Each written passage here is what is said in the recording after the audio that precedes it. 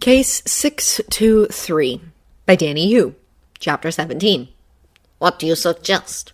An outset, unaware, and I happen to know of one genius who isn't too discerning about where he puts his DNA. In the end, it didn't actually take that much thinking to figure out what his next step was going to be. It was simple. Ever since he'd come back from Afghanistan, Jamie had been Tony's first priority. Jamie had been the motivation behind everything else. Iron Man, his decision to go public, SI's newer direction, even flying that fucking nuke into space. Every single thing he'd done that mattered, he'd done for Jamie. But now Iron Man was hurting Jamie. He'd reached an age that Tony hadn't really foreseen, where he was old enough to understand that what Tony did was dangerous, but not mature enough to realize that sometimes that was necessary. Tony hated the idea of retiring the suit, even temporarily. Hated the idea of letting bad things happen when he might have been able to do something about it. He had done so much crap in his life, it had only ever seemed right that he kept fighting to make up for it. But Jamie was the priority, and until he got to a point where the concept of Tony being in danger didn't frighten him to this extent anymore, Iron Man had to go. Knowing he was doing the right thing didn't mean he felt any better about pushing tasks he could have done himself off on other people, though. "You're sure it's not a problem?" he asked, glancing at the nearest screen out of sheer habit. There wasn't anything to look at. Natasha apparently didn't do video and phone calls. "Send me whatever information you've got," she said.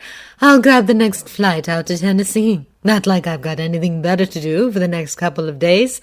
I'll get back to you when I know more." Tony sighed, felt a lot worse about this than he probably should. Natasha would probably have fun with this kind of mystery. It was just... this one was especially difficult to let go. Tony imagined a lot of things involving Iron Man would be, but this was even more so. This was about finding out who had hurt Happy and why. This was as much about Tony Stark as it was Iron Man, if not more, and he couldn't help but feel like crap for pushing it off on someone else. Still, remembering Jamie's face when he'd begged Tony not to go just a few hours earlier, that was enough to firm his resolve. "Thank you," he said, then rolled his eyes at himself. She'd already hung up, and he wasn't sure why that even surprised him anymore. "I could have gone, you know," Steve was saying, and Tony had to stop himself from jumping a few feet in the air. "Super soldiers sneaking up on poor unsuspecting people!" "Where do you come from?" Tony asked, trying to cover up his shock. He glanced ahead of him, tried not to feel too guilty, at the sight of the hollow screen in front of him where his latest changes and refinements of the clean slate protocol were running through for final checks. It wasn't like Steve would be able to make heads or tails of the code anyway, and it wasn't like Tony had cause to feel guilty either. He was doing the right thing, even if for now the right thing had to be what was best for his son, and not necessarily what was best for the world as a whole. Steve slid a cup of coffee across the nearest worktop, looking strangely bashful. "I wanted to..." he cringed. "I wasn't all into pulp and stuff, not like..." He stopped again, swallowed visibly, and again Tony felt that pang of sympathy. "I still find it interesting, though, all this new technology. Jarvis let me in. I didn't realize you didn't want... I heard you on the phone with Romanov. I'd have gone if you'd asked me." Tony flashed him a smile and hoped to God he looked even halfway reassuring. "Yeah," he said. "No." And he was surprised to realize he meant it.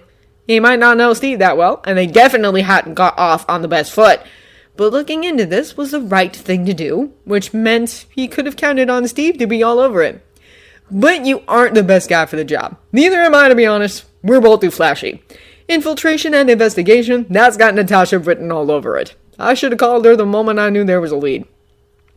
"We did infiltration and investigation during the war," Steve objected, but it sounded half-hearted at best. "Does we mean you, or does it mean Denier and Barnes?"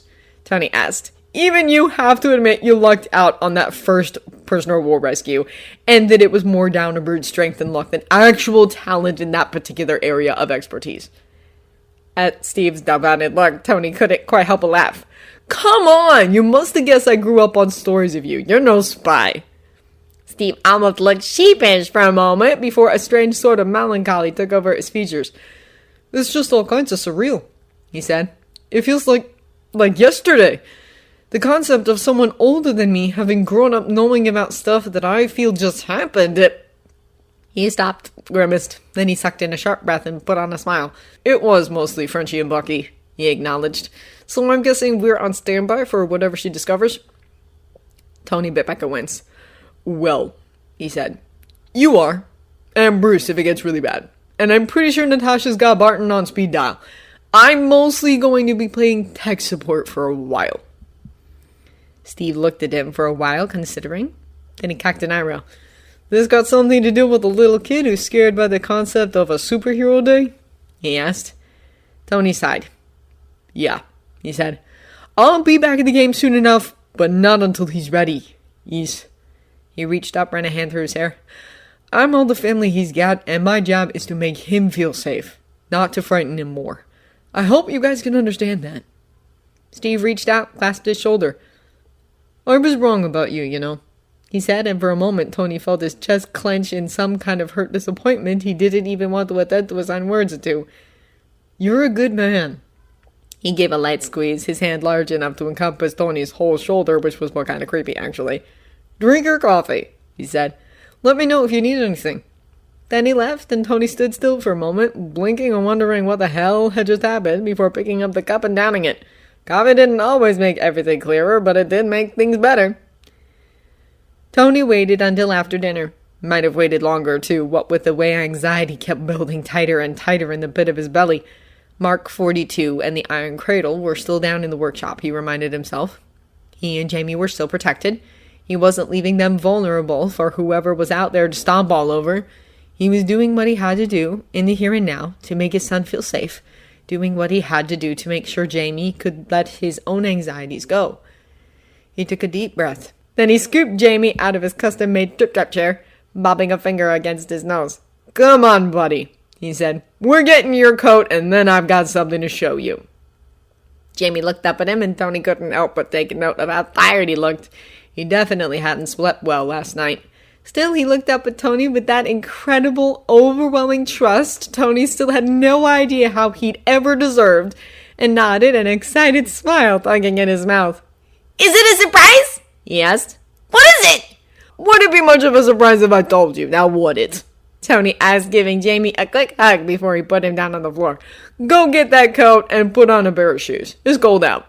Jamie gave a quick hug and scurried off to do just that. Tony took the offered moment to suck in another couple of quick, deep breaths.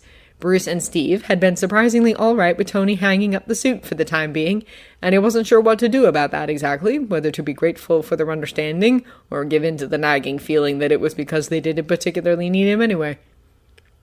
It didn't matter. It wouldn't change anything either way. He needed to do this. He did.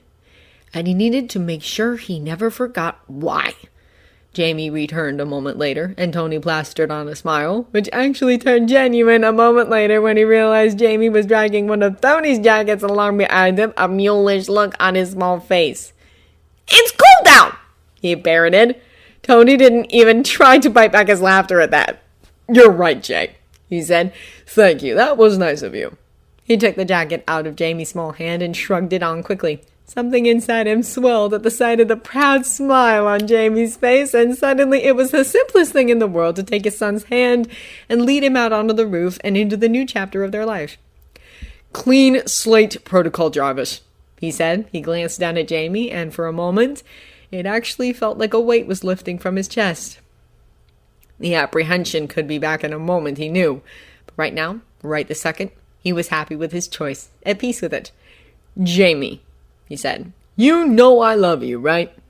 Jamie nodded, looking very serious for a moment, as if he really did understand the significance of the moment, even if he didn't know what was really going on yet.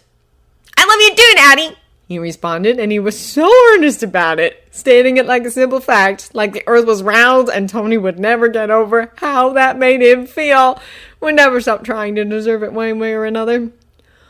What I want more than anything in the world, Tony said, is for you to feel happy and safe. And right now, Iron Man isn't making you feel very safe, is it? Jamie looked hesitant for a moment, but then he shook his head, gaze falling for a moment before his eyes met Tony's again, all stark iron despite his young age. No, he admitted. Tony nodded. Then Iron Man is going to go away for a while, until you feel ready for him to come back, he said. He took a deep breath. And we're going to send him off in style. Jarvis! Tomorrow there'd be press conferences. There'd be explaining himself and watching the inevitable stock drop. There'd be nationwide criticism to deal with, and God only knew what else. Right then and there, though, there was only Tony doing whatever was necessary to take a weight off his son's thin shoulders that he'd never realized he'd put there to begin with. He reached out, lifted Jamie up, and watched as the suits flew out of the workshop hatch one by one, creating a formation high in the sky. Then, one by one, they exploded like fireworks. Tony wasn't going to pretend it wasn't painful, at least to himself. Wasn't going to try to convince himself it didn't hurt a little bit every time one of them went up in flames and multicolored sparks. For long moments, it was all he could do to keep his own breathing under control, to not see the wormhole, to not be consumed with the panic that threatened to make him break out in cold sweat and hyperventilating glory. He felt naked in a way he hadn't felt in years. But in the end, none of that mattered. What mattered was the awe on Jamie's face, the relief in his laughter, the tight hold of his small arms around Tony's neck. That made it all worth it. "Sir," Jarvis said just as they were watching the last few bits of sparkling lights fade back into the usual light-polluted New York night sky, "armed helicopters appear to be headed straight for the tower." Tony swore under his breath. "We're sure it's not just reporters?" he asked. "Certain, sir," Jarvis replied. Tony swallowed. "Deploy the iron cradle," he said. "Set the course for the helicarrier." He got down on one knee, looked straight into Jamie's eyes. "You know how this goes," he said. Jamie's bottom lip was beginning to wobble. His eyes were welling up with tears. "You're not supposed to fight no more," he said. "You're supposed to stay with me." "I'll be right behind you," Tony promised. "Right now, you gotta be brave for me, though. Just like we talked about, okay?" With a loud sniffle, Jamie nodded. Tony forced a smile onto his own face. "Go bug some pirates for me, kiddo," he said, reaching out and giving Jamie's hair a quick ruffle. Then he took a step back so the iron cradle could wrap around Jamie and send him to safety. "Get me the .42, he told Jarvis. "Yes, sir!"